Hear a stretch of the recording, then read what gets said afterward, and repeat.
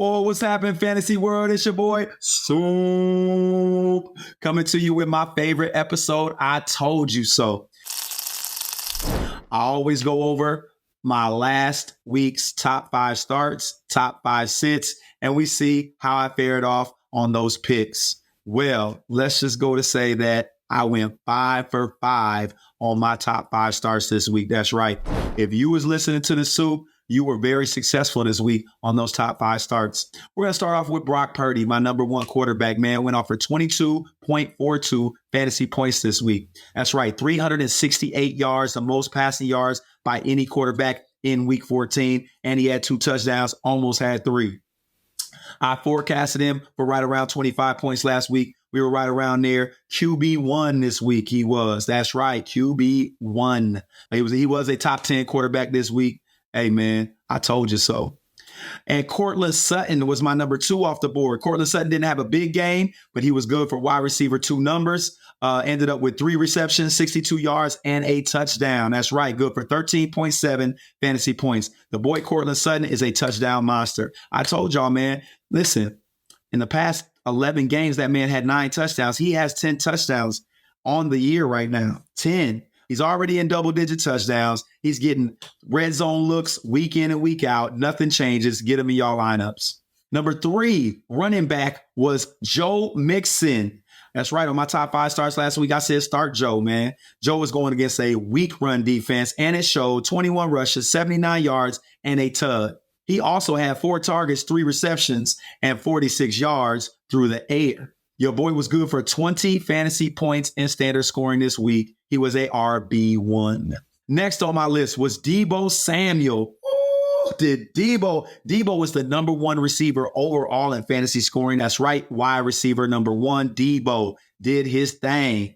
Went out there and took control of the game. Had a touchdown on the ground. Had a touchdown through the air. Deebo went off for 7 receptions, 149 yards. Oh, and there's nothing going to change, man. Him and Brock Purdy are on the same page. He is going to continue to thrive through the fantasy playoffs. Hey, if you bench Deebo, I told you so. And number 5 off the board was the number 1 running back in fantasy scoring. So I picked 2 of the number 1s this week. Ezekiel Elliott.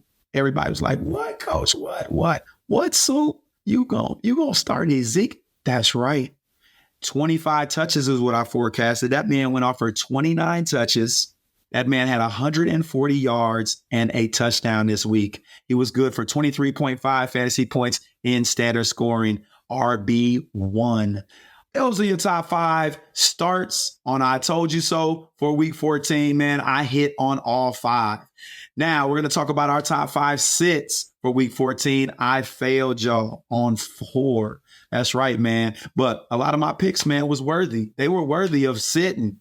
They just had big games. Number 1 was Kupp.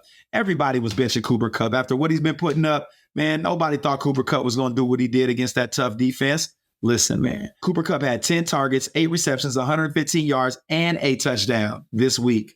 Good for 21.5 fantasy points. That's wide receiver 1. I failed, y'all. I apologize. Rachaad White was a bench this week. I thought he was going to be going against that tough run defense, man. Listen, Rachaad White had a game. 25 rushes, 102 yards. Man, broke 102 yards. And he had 2 receptions, 33 yards, and a touchdown. Went off for 20.5 fantasy points in standard scoring this week. He was a RB1.